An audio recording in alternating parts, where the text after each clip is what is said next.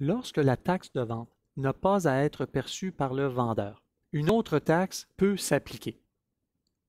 Dans le jargon de la fiscalité américaine, nous utilisons l'expression Sales and Use Tax. En français, nous parlons donc d'une taxe d'utilisation. Cette taxe s'applique donc, de façon générale, à l'acheteur. Par exemple, une société par action qui réside dans l'État de la Californie et qui achète un bien qui est vendu par un fournisseur qui n'a pas de présence en Californie. Le vendeur n'a donc pas l'obligation de percevoir la taxe de vente de la Californie.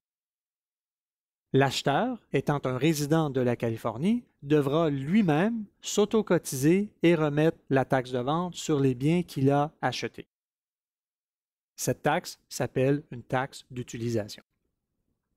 Elle s'appliquera à l'utilisation, l'entreposage ou autre consommation de ces types de biens dans l'État.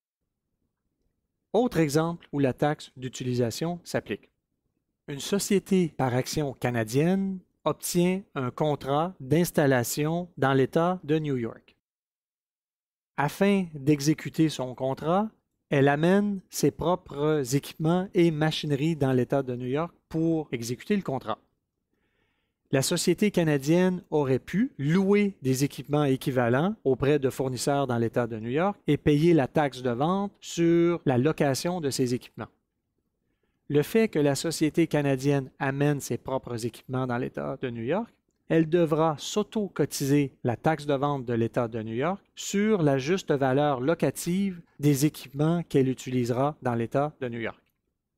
Si l'utilisation de ces équipements dure suffisamment longtemps, qui est définie comme étant 3 mois dans certains États, 6 dans d'autres, la taxe de vente s'appliquera non pas sur la juste valeur locative, mais sur la juste valeur marchande des biens utilisés dans l'État de New York.